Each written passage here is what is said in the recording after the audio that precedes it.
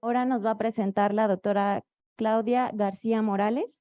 La doctora Claudia García Morales es química, bióloga, parasitóloga por la Universidad Autónoma de Guerrero. Cuenta con una maestría en ciencias biomédicas de la misma universidad y un doctorado en ciencias por la Universidad Nacional Autónoma de México. Ha recibido entrenamientos especializados para trabajar en laboratorios de bioseguridad nivel 2 y nivel 3, así como entrenamiento para la genotipificación de VIH y su resistencia a los antirretrovirales. Esto en el Centro de Control de Enfermedades de Atlanta. La doctora García ha impartido entrenamientos sobre pruebas de resistencia, principalmente a personal de laboratorios nacionales de países latinoamericanos, y además ha impartido clases a nivel licenciatura, maestría y doctorado.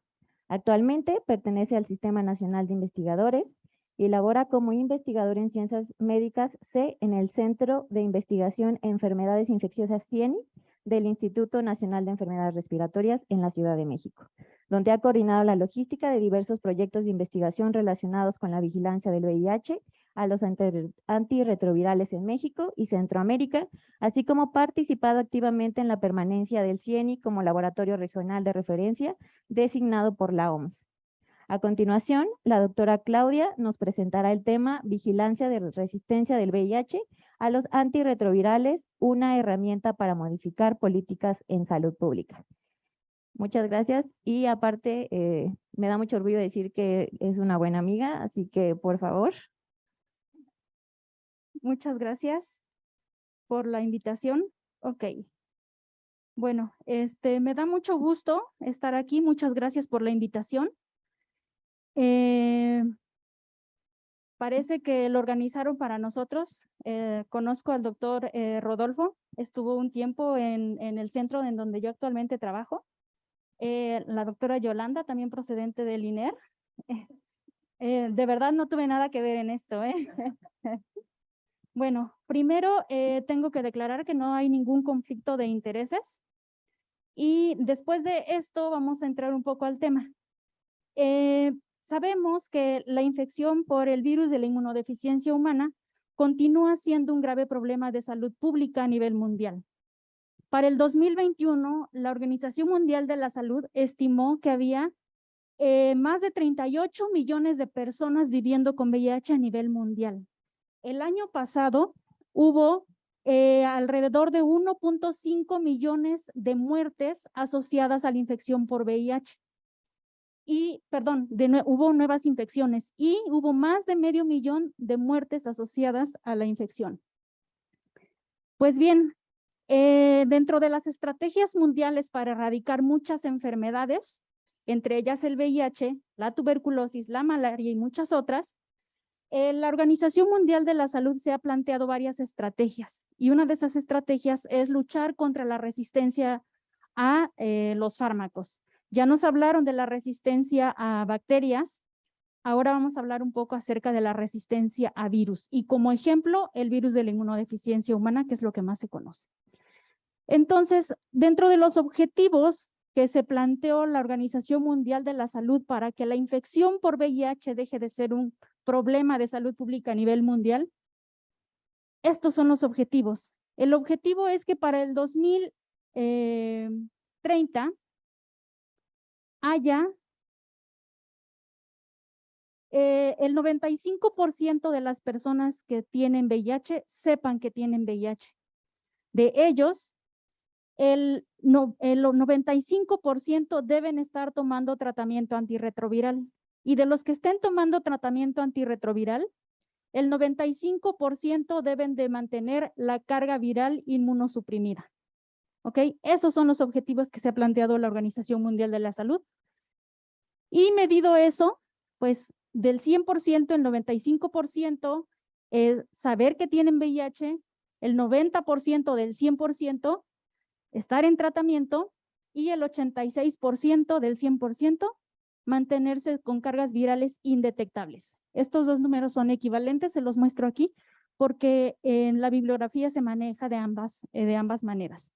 Aparte, ¿cuáles son los otros objetivos? Pues los objetivos, si se cumpliera todo esto que les acabo de mencionar, haría que hubiera menos de 200 nuevas infecciones al año, que se murieran menos de 200 personas al año, muertes relacionadas por VIH-Sida, que al menos 34 millones de personas a nivel mundial estén tomando tratamiento.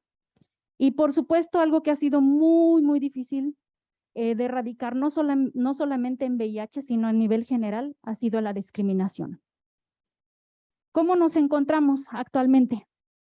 Estos datos son del año pasado, de la Organización Mundial de la Salud, en donde se encontró que el 84% de las personas que tienen VIH, que del estimado a nivel mundial, el 84% saben que tienen VIH. De ellos, del 100%, solamente 73% están tomando tratamiento antirretroviral. Y del estimado de personas que se cree que viven con VIH a nivel mundial, el 66% mantienen cargas virales indetectables. En México, estas cifras son bastante similares. En México, 7 de cada 10 personas que tienen VIH saben que tienen VIH. Solo 6 de cada 10 están tomando tratamiento antirretroviral y solo 5 de cada 10 mantienen cargas virales indetectables. Entonces, como verán, conforme se va avanzando, pues esta brecha de desconocimiento es cada vez mayor. Entonces, nuestro principal problema, también ya lo enfatizó la doctora González, sigue siendo el diagnóstico, no solamente en VIH, sino en cualquier otra enfermedad. El subdiagnóstico es nuestro principal problema.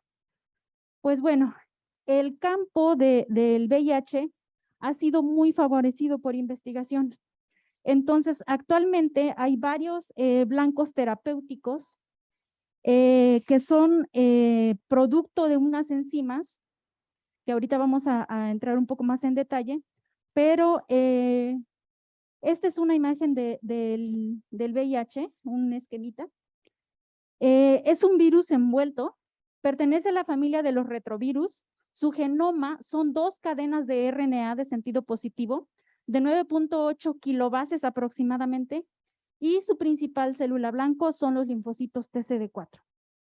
Entonces, este es el genoma del VIH.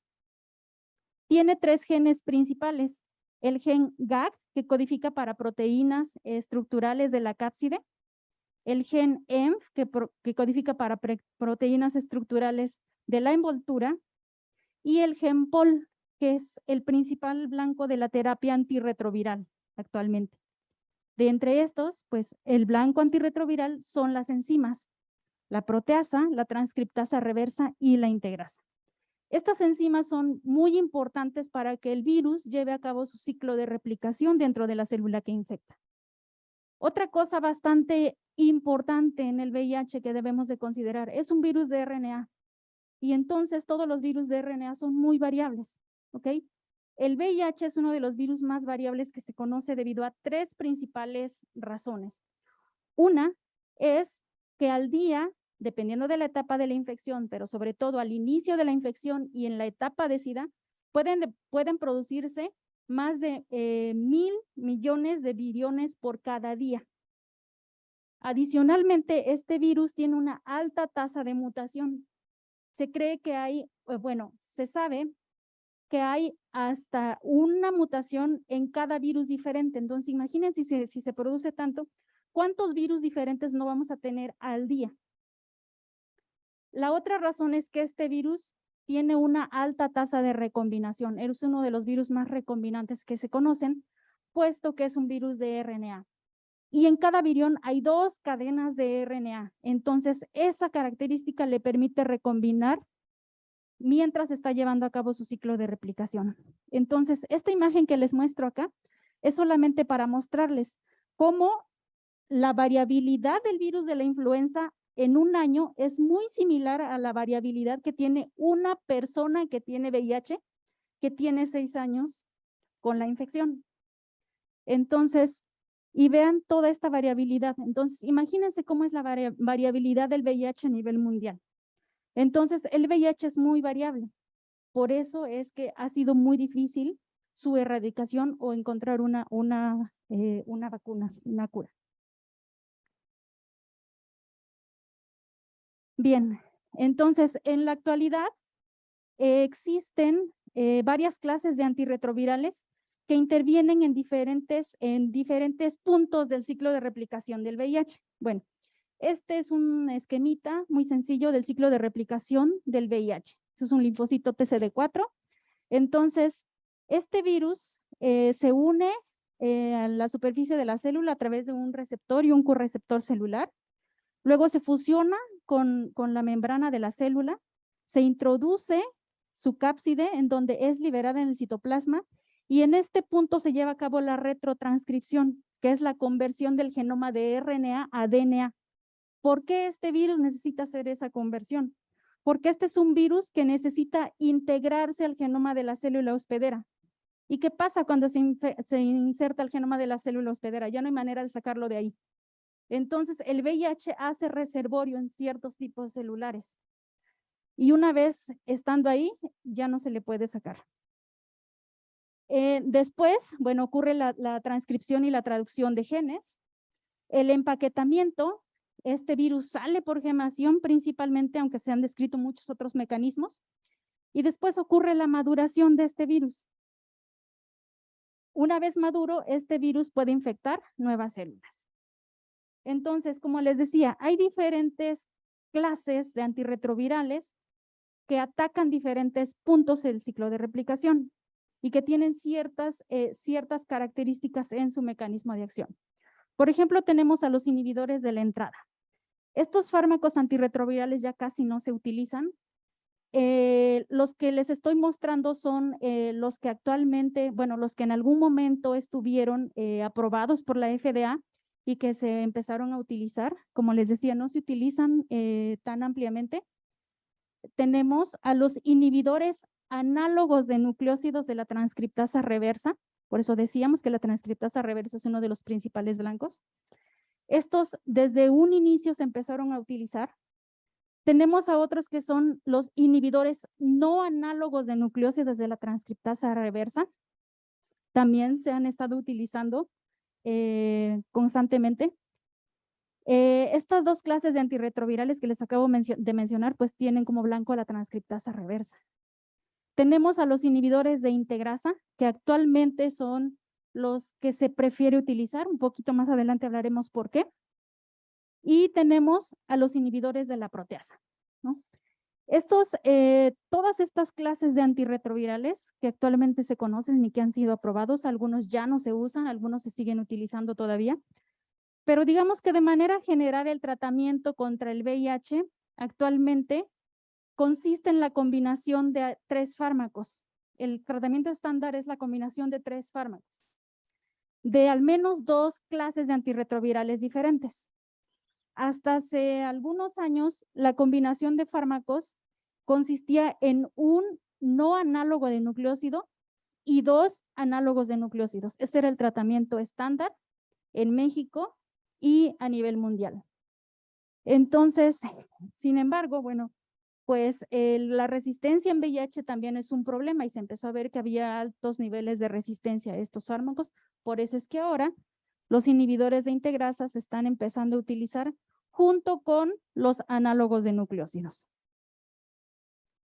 Entonces, el uso del tratamiento antirretroviral pues ha venido a transformar la infección por VIH. En un inicio, la infección por VIH era catalogada como una enfermedad mortal. Una persona que era diagnosticada con VIH se le daba esperanza de vida de meses.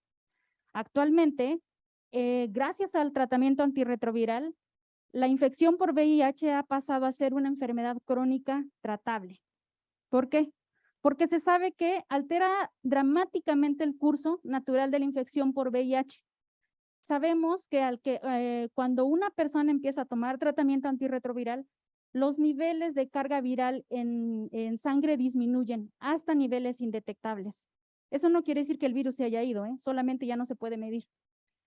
Y por otro lado, se recupera el sistema inmunológico de las personas. Ese es el objetivo del tratamiento antirretroviral. Se sabe que una persona que toma tratamiento antirretroviral reduce dramáticamente el riesgo de infección. Por eso es que la Organización Mundial de la Salud, no recientemente, en años atrás, empezó a establecer esta campaña de indetectable es igual a intransmisible, ¿no? Eso quiere decir que personas que están tomando tratamiento antirretroviral y que les está funcionando bien, mantienen cargas virales indetectables. Es básicamente imposible, bueno, no imposible, pero la probabilidad de que transmitan la enfermedad a sus parejas, a otras personas, básicamente no existe. También se sabe que el uso del tratamiento antirretroviral es capaz de controlar pues al VIH por tiempos muy prolongados, permitiendo que las personas que viven con VIH actualmente tengan una esperanza de vida muy cercana a la de las personas que no tienen VIH. Esto, como les decía en un principio, no era así. O sea, en un inicio, la esperanza de vida era de meses. Y conforme se ha ido optimizando y mejorando el tratamiento antirretroviral, esa brecha entre la esperanza de vida de las personas que viven con VIH con la esperanza de vida de las personas que no tienen VIH, esa brecha es cada vez más estrecha. Por otra parte, se sabe que el tratamiento antirretroviral reduce los riesgos de comorbilidades de las personas. Entonces, no solamente se protegen contra VIH, puede reducir cualquier otra comorbilidad comparado con una persona que tiene VIH y que no toma tratamiento antirretroviral. Sabemos que las personas que tienen VIH automáticamente tienen muchas más comorbilidades que una persona que no lo tiene, ¿ok? Entonces, esto es comparado con personas que no toman tratamiento antirretroviral. Entonces, siempre es mejor tomar tratamiento antirretroviral. Sin embargo, pues en VIH sabemos que a diferencia de lo que ocurre en algunas bacterias, en algunos otros virus, el tratamiento antirretroviral no erradica al virus. Se tiene que tomar tratamiento antirretroviral de por vida una vez diagnosticado el virus. Y la otra cosa importante es que requiere adherencia estricta. ¿Por qué? Porque si no hay adherencia estricta al tratamiento, pueden surgir virus resistentes. ¿Y a qué nos lleva ese surgimiento de virus resistentes? A que entonces sea muy difícil que se logre alcanzar ese tercer 95% para poder erradicar la infección por VIH. Y aquí estoy yéndome muy corta. En realidad, el uso del tratamiento antirretroviral infiere en todos los puntos. O sea, ayuda desde el diagnóstico, desde buen seguimiento de los esquemas de tratamiento, hasta lograr que las personas que están tomando tratamiento logren su presión virológica. Bueno, ahora, ¿qué nos referimos con esto de resistencia en el VIH? Sabemos, y ya lo mencionaron en la mañana, que el uso cada vez más frecuente del tratamiento, en este caso el tratamiento antirretroviral, si no se lleva a cabo de manera controlada, puede provocar que surjan y se transmitan virus resistentes a los antirretrovirales. ¿Qué es la resistencia al tratamiento? En este caso, pues es la capacidad que tiene el VIH de replicarse aún en presencia del tratamiento antirretroviral. ¿Ok? ¿Cómo ocurre esta resistencia? Bueno, imagínense una persona que tiene VIH, dijimos que el virus es muy variable, entonces esa persona tiene una gran cantidad de virus, muchos de esos virus pueden ser diferentes entre sí. Cuando esta persona empieza a tomar tratamiento antirretroviral, lo que ocurre es que disminuye la cantidad de virus en su sangre. Pero si esta persona tiene una baja adherencia, que es el principal factor de la generación de resistencia, a que la combinación de los fármacos es inadecuada, a que la potencia de los fármacos no es la suficiente, o a que los fármacos tienen una baja barrera genética. La barrera genética quiere decir qué tan fácil es que se genere o no resistencia a un fármaco. Entonces, hay fármacos a los que es muy fácil que se genere resistencia. Entonces, cualquiera de estos factores, pero en particular la baja adherencia, pueden hacer que esta persona que en un principio estaba tomando tratamiento antirretroviral, de repente el tratamiento ya no le empiece a funcionar. Y que entonces empiecen a sobrevivir, digamos, esos virus que per se ya traían mutaciones de resistencia, la selección del más fuerte, ¿no? Lo que platicaba la doctora hace ratito. Entonces, se dice que esa persona tiene resistencia adquirida. La resistencia adquirida surgió porque en esta persona se ejerció una presión, en este caso del tratamiento sobre el VIH. Entonces, adquirió la resistencia en sí misma. Otro caso, imaginemos a una persona, por ejemplo, aquí les pongo como ejemplo una mujer embarazada, que puede empezar a tomar tratamiento como para prevenir la transmisión del virus a su bebé. Pero luego, ¿qué pasa o qué ha llegado a ocurrir? Que esta persona después abandona el tratamiento. Entonces, esta persona empezó a tomar tratamiento, le empezó a funcionar, pero de repente lo abandonó. Entonces, en esta persona también se generó resistencia. Hay una alta posibilidad de que se haya generado resistencia. Ahora, estas personas en las que se generó resistencia pueden transmitir el virus a una persona que nunca haya tomado tratamiento antirretroviral. Esto aplica para cualquier otra infección, ¿eh? Entonces, imagínense que esta persona recibió un virus resistente. Entonces, si de por sí estamos deficientes en el diagnóstico, pues es mucho más difícil saber si esa persona se infectó con un virus resistente. Esta persona entonces adquirió o recibió un virus ya resistente y entonces a esto se le llama resistencia transmitida. Lo que puede ocurrir es que si esta persona, por ejemplo, no se diagnostica y por lo tanto no empieza a tomar tratamiento, pues entonces es capaz de seguir transmitiendo esos virus resistentes a una gran cantidad de personas. Y en el caso de VIH es lo que se ha documentado, que así es como se transmite la resistencia. Ahora, clínicamente hay un término que se utiliza para describir a la resistencia antes de que una persona vaya a empezar tratamiento, como si fuera la primera vez. Entonces, esta resistencia pretratamiento incluye de aquellas personas que al ser diagnosticadas traen ya la resistencia y también incluye aquellas personas que empezaron a tomar tratamiento, lo abandonaron y van a empezar como si fuera la primera vez. Esa es la resistencia pretratamiento, antes de iniciar tratamiento. Entonces, ¿por qué es importante vigilar la resistencia? Pues es esencial porque puede ayudar a garantizar la sostenibilidad de los programas de atención y de prevención del VIH. En particular, la resistencia pretratamiento proporciona evidencia de la elección de los mejores esquemas para iniciar tratamiento de primera vez. En esto es en lo que nos vamos a enfocar ahorita un poquito más adelante en esta plática. Por otro lado, la resistencia adquirida evalúa el desempeño de los programas. Quiere decir, o sea, una persona que está tomando tratamiento, ya lo habíamos mencionado, lo ideal es que disminuya su carga viral a niveles indetectables. Entonces, si uno está detectando que hay una persona que no está suprimiendo la carga viral y que aparte se está generando resistencia, pues algo no está funcionando en los programas.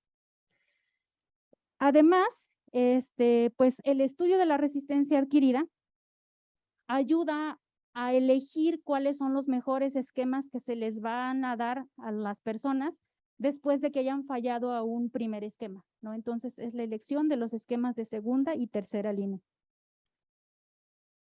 Ahora, en el laboratorio hay una prueba que se utiliza para hacer la identificación de virus resistentes, ¿no? Entonces, ¿en qué consiste esta prueba de laboratorio? Consiste en que a partir de una muestra de sangre se separa el plasma y ya sea a partir del plasma o en manchas de sangre seca en papel filtro, se extrae el RNA viral. Luego ese RNA viral es amplificado. Como aquí nos interesan los principales blancos de la terapia antirretroviral, es decir, los genes de la proteasa, la transcriptasa inversa y la integrasa, pues hacia esos vamos a estar dirigiendo nuestra PCR. Luego hacemos una semicuantificación en gel de agarosa. Ese es un gelecito de hace algunos días. Y luego hacemos la purificación de los productos de PCR. Lo que sigue es hacer una reacción de secuencia. Hacemos esto, lo podemos hacer por secuenciación Sanger o por secuenciación de siguiente generación. Lo que les voy a mostrar ahorita todo es hecho con Sanger. Entonces luego se hace la secuenciación automática. Hacemos la edición y análisis de secuencias utilizando programas. Muchos de estos programas no son recomendados por la Organización Mundial de la Salud. Entonces tenemos que tener estrictos controles de calidad recomendados por la Organización Mundial de la Salud.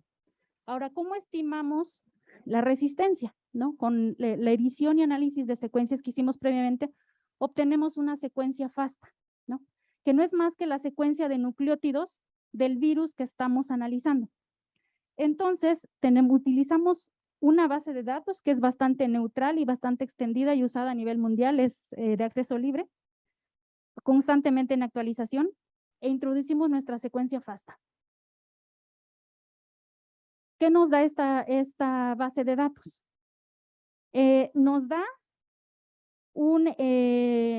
Nos dice qué mutaciones tiene el virus que estamos analizando, comparado con una cepa de referencia que se sabe que es sensible a todos los fármacos. Entonces nos dice cuáles son las mutaciones que tiene nuestro virus. Además, nos dice qué nivel de resistencia hay para cada uno de los fármacos, de las clases de fármacos que estamos analizando. Entonces, por ejemplo, acá pueden ver, bueno, casi no se ve, pero aquí están los inhibidores análogos de nucleósidos y aquí están los no análogos de nucleósidos. Adicionalmente, y algo que nos interesa bastante, es que esta base de datos asigna un puntaje por cada mutación hacia cada uno de los fármacos. Entonces, ese puntaje puede ser diferente hacia un fármaco o hacia otro diferente, dependiendo, bueno, incluso de la misma clase de antirretrovirales. Entonces, al final, ese puntaje es lo que nos va a determinar qué nivel de resistencia tiene el virus que estamos analizando, proveniente de una persona. Entonces, nosotros en el CIENI hacemos genotipos, lo cual no solamente sirven para uso clínico directo hacia el paciente. Ahora, la clasificación de resistencia, esto es a lo que me refería con los puntajes que nos da esa base de datos. Cuando el puntaje es de 0 a 9, se dice que el virus es susceptible al fármaco. Cuando es de 10 a 14, hay una posible resistencia, pero esto no es clínicamente tan significativo. A partir de un puntaje arriba de 15, se sabe que clínicamente tiene implicaciones y entonces decimos que el virus es resistente. Este es un ejemplo, casi no se ve, pero es un ejemplo de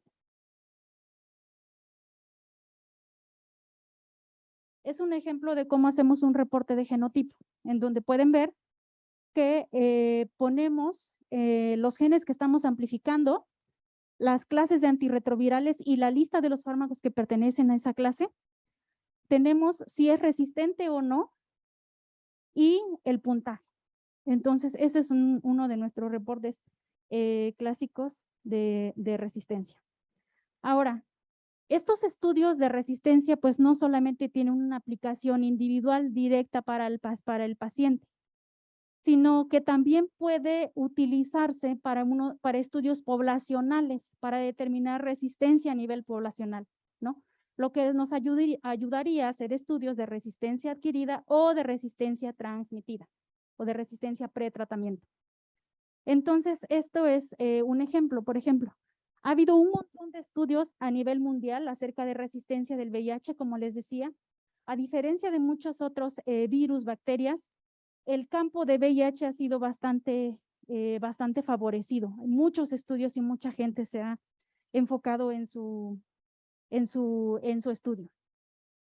Entonces, vean, en realidad esta fue una revisión sistemática bastante amplia a nivel mundial dirigido hacia países con bajos y medianos ingresos económicos. Los ricos aquí no nos interesan tanto, pero porque se vio que justamente los que tienen más problemas de resistencia, no solo en VIH, sino en cualquier otra enfermedad, infección, son justamente los países con bajos y medianos recursos económicos.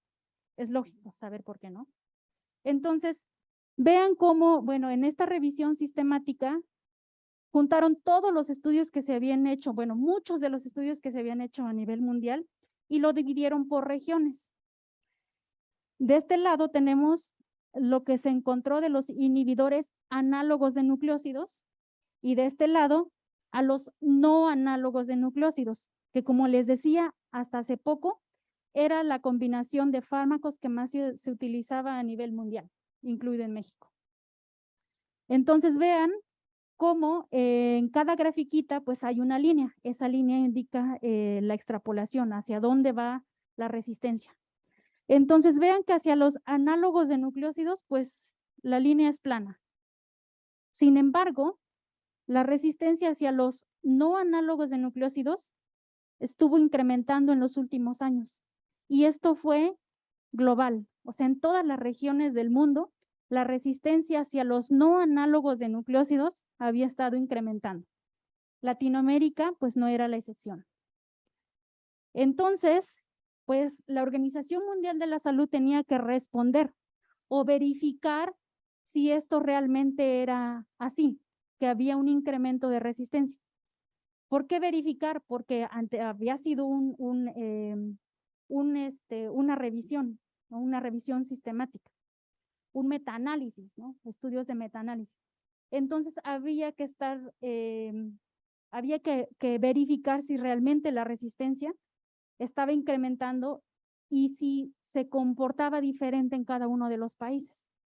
Entonces, pues la Organización Mundial de la Salud emitió planes de acción global para poder identificar y en su defecto responder a los altos niveles de resistencia hacia los no análogos de nucleósidos. Entonces, esas estrategias fue que los países debían de hacer encuestas con representatividad nacional para así hacer cambios en políticas nacionales de salud o incluso a nivel global. ¿Qué era esa estrategia? Bueno, pues, como les decía, pues lo primero era que los países hicieran encuestas con representatividad nacional y de ahí determinar su nivel de resistencia. Si el nivel de resistencia estaba por arriba del 10%, o sea, 10 de cada 100 personas que iban a empezar tratamiento de primera vez, resistencia pretratamiento, entonces se sugería que se considerara el uso de otros fármacos que no fueran los no análogos de nucleósidos. Y entonces, más o menos por la época, nuestro laboratorio es un laboratorio regional de referencia, fue aceptado por la Organización Mundial de la Salud como un laboratorio regional de referencia para poder mantener vigilancia de resistencia a partir de muestras de plasma y de manchas de sangre seca en papel filtro. Entonces, este es un mapita de los laboratorios designados por la Organización Mundial de la Salud. Nosotros tenemos designación de laboratorio regional de referencia y esta designación nos ha permitido que podamos apoyar y que hayamos apoyado y que podamos seguir apoyando a varios países a realizar sus encuestas con representatividad nacional. Y de esta manera, pues que los resultados sean útiles para modificar las políticas de salud pública en cuanto al uso del tratamiento antirretroviral en cada uno de los países. Ahora, volvamos un poco a el análisis de resistencia hecho por la base de datos que les mostré hace ratito. Entonces, ¿cómo clasifica la Organización Mundial de la Salud la resistencia pretratamiento? Dice que cuando el puntaje que nosotros encontremos en esa base de datos sea mayor a 15 y que además se considere una lista específica de fármacos antirretrovirales, una lista específica, no todos, ¿no? ¿Por qué solamente estos? Porque estos son los fármacos que se utilizan de primera vez. De toda esa lista de fármacos que les mostré hace rato, hay algunos que se utilizan para la segunda, la tercera línea. Entonces, aquí nos interesa ver la resistencia hacia los fármacos que se utilizan de primera vez. Entonces, esta lista incluye a nevirapina y efavirenz, que son los no análogos de nucleósidos que más se han estado utilizando, a cualquier análogo de nucleósido, son varios, que hasta hace poco se utilizaban en combinación, en particular con efavirenz, a el darunavir, lopinavir y atazanavir, que son inhibidores de proteasa, y recientemente ha integrado a cualquier inhibidor de la integrasa, porque actualmente se están empezando ya a utilizar, entonces hay que empezar a vigilar. ¿Qué se ha encontrado? Bueno, este es un reporte global de resistencia que publicó la Organización Mundial de la Salud el año pasado. Los que están marcados en verde son encuestas nacionales que nuestro laboratorio apoyó a los países a realizar. El que está en rojito es México. Pero vean, esta línea roja punteada que vemos acá es el threshold o el corte que especifica la Organización Mundial de la Salud para hacer y no hacer cambios de política en salud.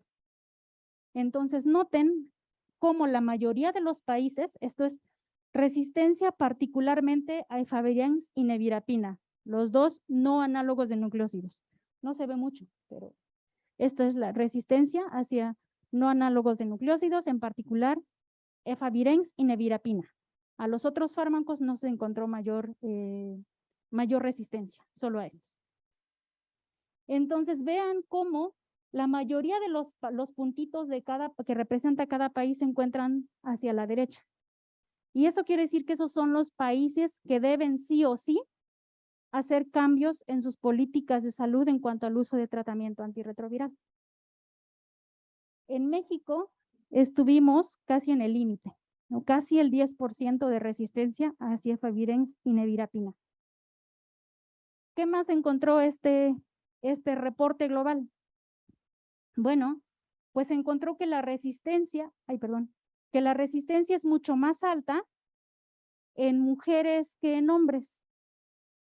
Hay muchas explicaciones de por qué en mujeres y en hombres, ¿no? Una de ellas, por ejemplo, es que las mujeres tienen menos cuidado en cuanto a la infección por VIH. Además, son menos diagnosticadas porque nos percibimos como personal no de riesgo, entre muchas otras opciones. Bueno, entonces, ¿a qué llevaron estos resultados? Se parecería muy sencillo mostrarles unas grafiquitas, ¿no? Muy simples, pero en realidad implicó muchos años de trabajo y mucha coordinación, mucha logística. Como les decía, son encuestas con representación nacional. Entonces, organizar la logística de un país para hacer una encuesta nacional no es nada sencillo. Entonces, ¿cuál fue la respuesta, no? Después de ver todo este problema de que era global el incremento de resistencia, en particular a los no análogos de nucleósidos, que eran los que se habían estado utilizando. Entonces, la Organización Mundial de la Salud, en realidad desde el 2019, pero esta es la versión más actualizada del 2021, pero desde el 2019, la Organización Mundial de la Salud recomendó considerar el uso de esquemas basados en inhibidores de integrasa y en particular a dolutegravir, que es un fármaco bastante nuevo, bastante bueno, para sustituir aquellos esquemas en los que se utiliza efavirenz, puesto que ya se había demostrado que había un alto nivel de resistencia a este fármaco. Entonces, estos son los esquemas que recomendaba como fármacos de primera línea, tanto para adolescentes y adultos, como para niños y para recién nacidos. Mientras que los esquemas que antes se utilizaban más, ahora pasaron a ser alternativos. O sea, cada vez dejar de usarlos más. ¿Qué es lo nuevo que tenemos? Nosotros seguimos participando apoyando a países a realizar sus encuestas nacionales. Este es un ejemplo que les tengo rapidísimo de Belice. Hace algunos meses la acabamos de hacer. Estos datos no están publicados, seguramente saldrán en el siguiente reporte. Pero en general, para cada país se hizo un análisis como este. En realidad esto es bastante sencillo, se hacen muchos análisis mucho más complicados para al final tener un puntito para cada país. Pero en lo que quiero que nos centremos aquí es que veamos los niveles de resistencia, sobre todo en esta barra, estas barras azules. Es la resistencia hacia efavirenz y nevirapina. Entonces vean, es del 45%, es resistencia pretratamiento. O sea, casi 1 de cada 2 personas que va a iniciar tratamiento por primera vez trae un virus resistente a estos fármacos. Acá lo volvemos a verificar. La resistencia a efavirenz y nevirapina es la más alta. Y hay una mutación en particular que se ha encontrado de manera global, que es la causante de resistencia a estos fármacos. ¿Por qué? Porque esta mutación causa resistencia cruzada entre los fármacos de la misma clase que tienen mecanismo de acción muy similar. Entonces, aparte, otra característica de los inhibidores en no análogos de nucleósidos es que tienen una barrera genética muy baja. Eso quiere decir que una sola mutación, un cambio en una sola posición del virus, hace que se haga resistente a estos fármacos. Tengo otro ejemplo de Ecuador, que también acabamos de hacer esta encuesta. Aquí los resultados son un poco similares. Perdónenme, déjenme regresar. Algo que también nos llamó muchísimo la atención, bueno, que a mí me llamó muchísima atención, es que la resistencia a los inhibidores de integrasa, que son los que ahora se recomiendan utilizar, en Belice están en 0. O sea, no hay nada de resistencia hacia inhibidores de integrasa. Buenísimo. Pueden utilizar los inhibidores de integrasa. Que los usen o no, ya depende de esas políticas de salud internas. El ejemplo de Ecuador. En Ecuador los resultados son similares a los de otros países que ya hemos observado. Sin embargo, bueno, pues veamos que la resistencia hacia efavirenz y nevirapina es de poco más del 13%. Lo verificamos acá también por clases por cada uno de los fármacos antirretrovirales. Y bueno, ¿qué es lo que se ha hecho en México? En México, en el 2015 se llevó a cabo la primera encuesta de resistencia a pretratamiento siguiendo las metodologías de la OMS. ¿Qué se encontró en esta? Bueno, explicarles rápidamente.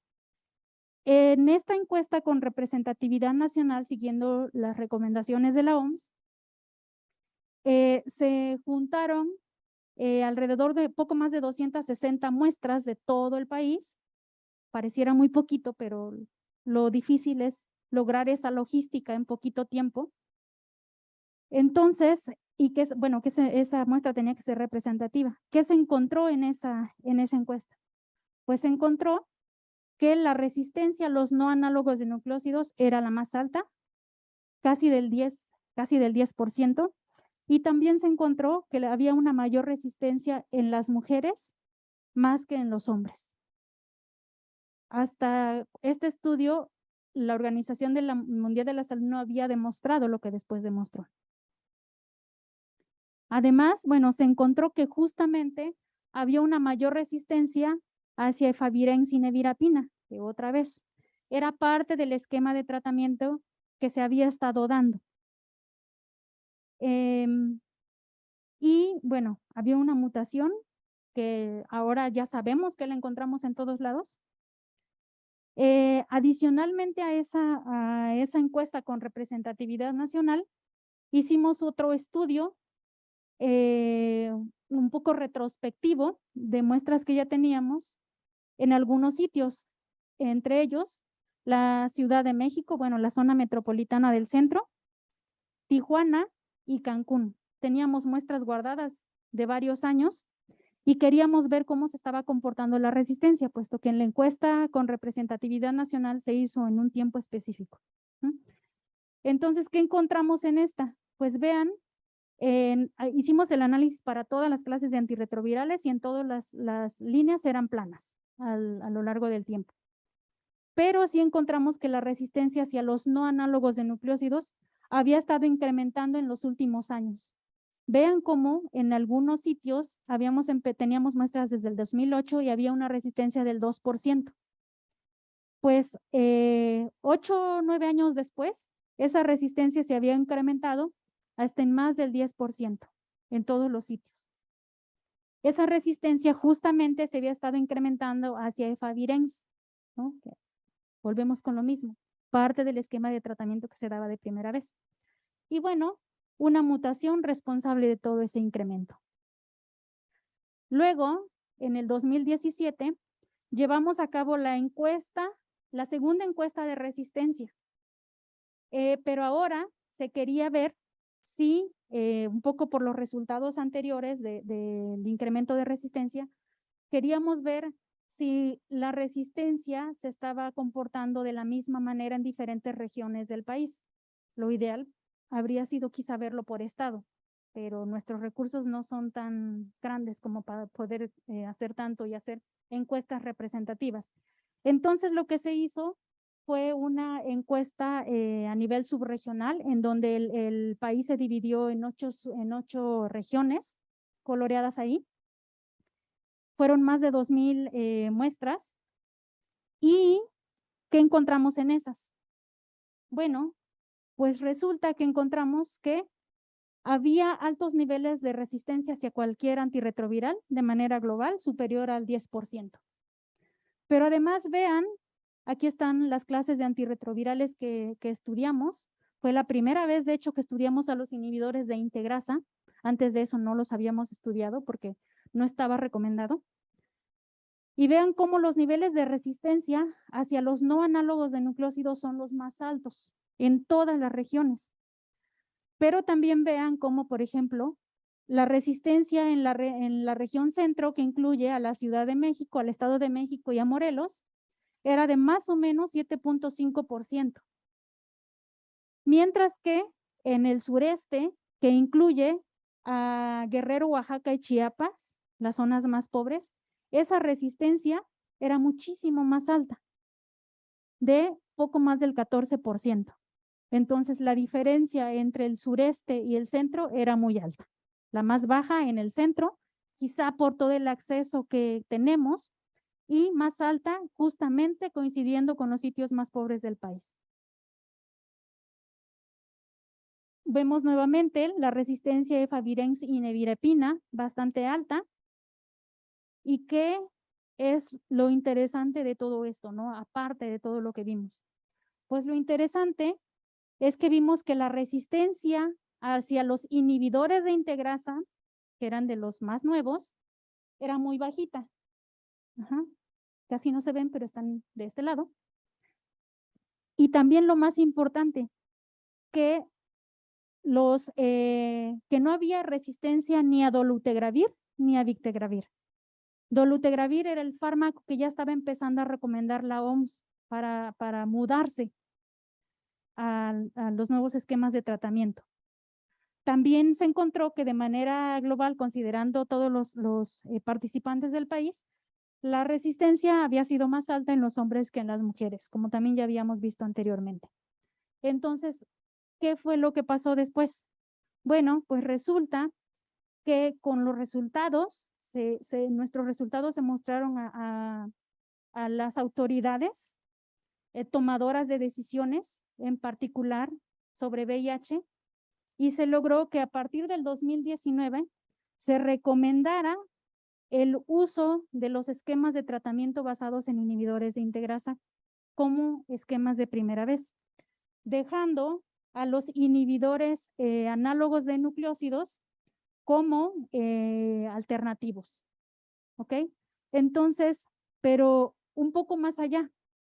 En México, el esquema preferente incluye Bictegravir, que es todavía un fármaco inhibidor de integrasa mucho más nuevo que dolutegravir y que se sabe que funciona bastante bien. Funciona muy bien, tiene una alta barrera genética, es decir, se necesitan muchas mutaciones para que se genere resistencia a este fármaco.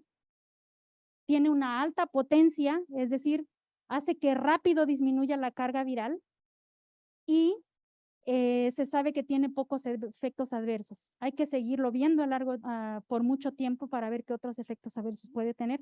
Obviamente no es un fármaco que se utiliza solo. En VIH, como decíamos, es una combinación de varios fármacos los que se tienen que utilizar, pero en particular Bictegravir, tenofovir y emtricitabina es el esquema que ahora se prefiere para iniciar tratamiento de primera vez a una persona que ha sido diagnosticada con VIH. Es un esquema de una sola tableta, una sola toma al día. Como decíamos, el tratamiento en VIH es de por vida.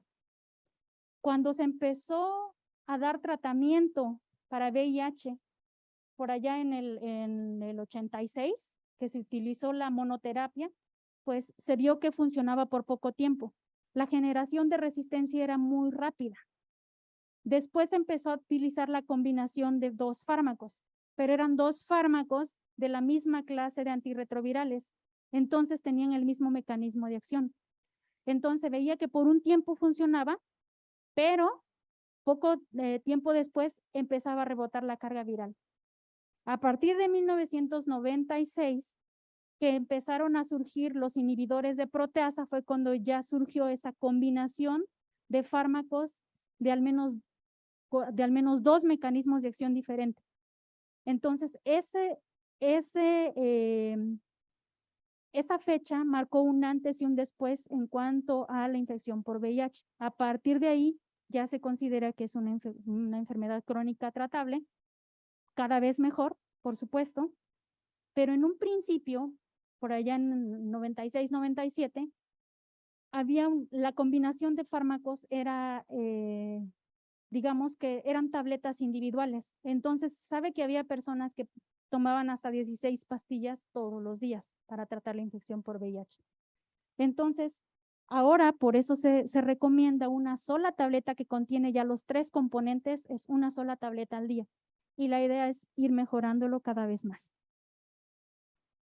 Entonces, digamos que esta ha sido como parte de nuestra contribución en cuanto a las guías de tratamiento. Pero bueno, la vigilancia de resistencia en México y en diversas partes del mundo continúa. Lo más reciente que tenemos es en la Ciudad de México. Este es un análisis que hice el año pasado. Entonces, esto es solamente centrado en muestras de la Clínica Condesa, con la que colaboramos bastante. Y solo quiero que noten acá estas barras color rosita, que están mostrando los datos de resistencia a efavirenz y nevirapina. Entonces, en resumen, la resistencia hacia efavirenz y nevirapina sigue creciendo. Hay que seguirla vigilando. A pesar de que ya no estemos utilizando mucho esos fármacos, hay que continuarla vigilando. Estas son parte de las mismas gráficas, perdón. Vean cómo se ha estado incrementando. Esto es como la continuación del estudio anterior, en donde estábamos viendo a través del tiempo cómo iba incrementando la resistencia. Pues bueno, vemos que en la Ciudad de México al menos la resistencia sigue incrementando. Lo que también nos da mucho gusto es que, aunque casi no se ven, pero aquí en color amarillito se encuentran los inhibidores de integrasa. Entonces vean cómo estas curvas son planas, ¿no? Esperemos que así se mantengan. También vean la línea que es esta verdecita, es la de los análogos de nucleósidos. Entonces, estos son los fármacos que actualmente se están utilizando en combinación y parece que la resistencia todavía no es alta. Tenemos que seguirla vigilando para que el momento en el que empiece a surgir hay que tomar acciones en salud. Entonces, y bueno, en el CIENI hacemos muchas otras cosas aparte de vigilancia de resistencia. trabajamos con redes de transmisión, seguimos apoyando a otros a otros países con sus encuestas nacionales. Tenemos otras colaboraciones con otros países y les decía, bueno, esto es solo una parte de lo que hace la gente que trabajamos en el CIENI. En el CIENI, adicionalmente a este tipo de estudios de epidemiología molecular, pues se hacen muchos estudios de ciencia básica, de ensayos clínicos y todo esto. Entonces, para estos estudios en particular, verán que tenemos un montón de gente, o sea, no son estudios sencillos, se requiere un montón de gente colaborando en diferentes puntos de los proyectos. Personas del CIENI, de la Clínica Condesa, de la Organización Mundial de la Salud, Panamericana de la Salud. Y bueno, esta listota, por ejemplo, es la de todos los jefes de los centros de VIH en cada estado. Entonces, pues muchísimas gracias, les agradezco la invitación y el que me hayan escuchado y estoy abierta a cualquier duda que haya. Fue una plática creo que bastante rápida, perdón. El campo de VIH es muy, muy amplio y abarca muchos temas, entonces espero no haberme desviado demasiado del tema.